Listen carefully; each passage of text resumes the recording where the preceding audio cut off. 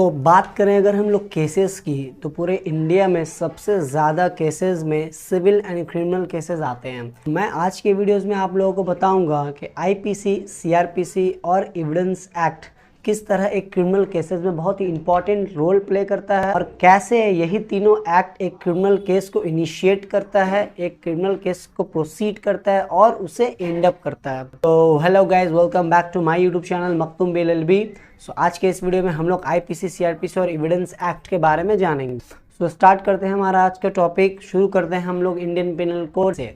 देखो, कोई भी क्रिमिनल केस जब भी इस्टेब्लिश होता है, जब किसी के अगेंस्ट में कोई एलिगेशन लगाया जाता है, तो पुलिस जो है वो किसी भी केस के फैक्ट को देख करके इंडियन पिनल कोड का डिफरेंट सेक्शंस को पुट करता है। बेसिकली आईपीसी में 23 चैप्टर्स हैं और 511 सेक्शंस है। ये सारे सेक्शंस मोस्ट प्रोबेबली हर एक क्राइम से डील करता है और इसके अलावा जो क्राइम से डील ये आईपीसी का सेक्शंस नहीं करता है, इसके लिए लेजिस्लेचर ने डिफरेंट एक्ट्स को बनाए रखा है, जस्ट लाइक आर्म्स एक्ट, इसके अलावा डोमेस्टिक वायलेंस एक्ट, इसके अलावा POCSO act and so on and so forth. तो आईपीसी क्या है? आईपीसी एक बेसिकली पीनल चार्जेस लगाता है एक अक्यूज्ड के अगेंस्ट में जिसने किसी तरह का क्रिमिनल एक्शन किया है। ठीक है, देख क्रिमिनल एक्शन अब उस अक्यूज्ड ने किया है, तो उस अक्यूज्ड का क्रिमिनल एक्शन के बाद पुलिस का या फिर अदर गवर्नमेंट ऑफिशियल का क्या एक्शन होना चाहिए, तो ये कौन बताता है? ये बताता है कोड ऑफ क्रिमिनल प्रोसीजर 1973। मान लो किसी अक्यूज ने क्राइम किया है और पुलिस ऑफिसर ने उसके अगेंस्ट में क्रिमिनल केसेस को दर्ज किया है और FIR रजिस्टर्ड किया है या फिर GD एंट्री किया है, तो इसके बाद उस ऑफिसर का एक स्टेप क्या होगा? ये स्टेप कौन बताता है? क्रिमिनल प्रोसीजर, जिसमें किसी भी क्राइम का प्रोसीजर बताया गया कि उस क्राइम के होने के बाद उसको प्रोसीड कैसे करेंगे। ओके, क्रिमिनल प्रोसीजर कोड की अगर हम बात करें तो उसमें 37 चैप्टर्स एंड 484 सेक्शंस है। ये सारे सेक्शंस किन किन चीज़ों से डील करता है? प्रोसीजर से, किसी भी क्रिमिनल केस के प्रोसीजर से। जस्ट लाइक पुलिस जो है FIR रजिस्टर्ड होने के बाद किस तरह उस अक्यूज्ड को पकड़ेगा और अक्यूज्ड को पकड़ने के बाद उसे 24 आवर्स के विद इन मैजिस्ट्रेट के सामने पेश करना पड़ेगा।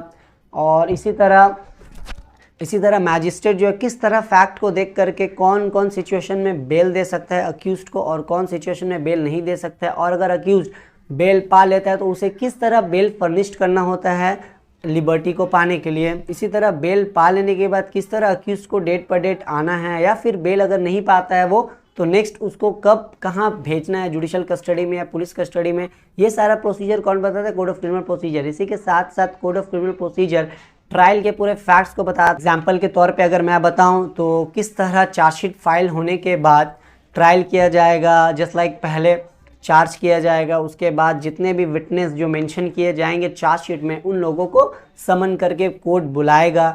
इसी के साथ साथ उन लोगों का एग्जामिनेशन होगा, फिर अक्यूज्ड के एडवोकेट जो है वो उन लोगों का क्रॉस एग्जामिनेशन करेंगे और फिर एट लास्ट पूरे विटनेस को सुनने के बाद जुडिशियल मैजिस्ट्रेट जो है वो अक्यूज्ड को भी एक अपॉर्चुनिटी देंगे कि उसका भी एग्जामिनेशन हो, उससे भी पूछा जाए ये सारे विटनेस आपके अगेंस्ट में दिया गया है, ये सही है या नहीं है।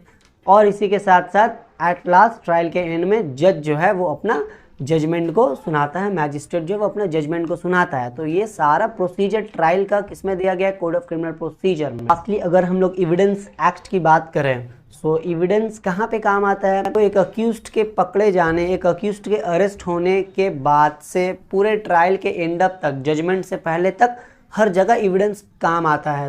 एविडेंस एक्ट बेसिकली ये बताता है कि किन किन चीज़ों को आप एविडेंस बोल सकते हैं। जस्ट लाइक हम लोग सुनते हैं ना कि वीडियो रिकॉर्डिंग, कॉल रिकॉर्डिंग, ये सारा कोर्ट में जो है एज अ एविडेंस एडमिसिबल नहीं है। ये सारा चीज़ कौन बताता है? ये सारा चीज़ एविडेंस एक्ट बताता है कि कौन कौन सा एविडेंस जो है वो आपको देना है, कौन कौन सा एविडेंस कोर्ट में एक्सेप्टेबल होगा। और ये एविडेंस कब आता है काम में? ये एविडेंस आता है ट्रायल के वक्त में काम में, जब आपका एलिगेशन जो है वो प्रूफ किया जाता है कि जो एलिगेशन आपके अगेंस्ट में लगाया गया है वो एलिगेशन, वो क्राइम आपने किया है कि नहीं किया है।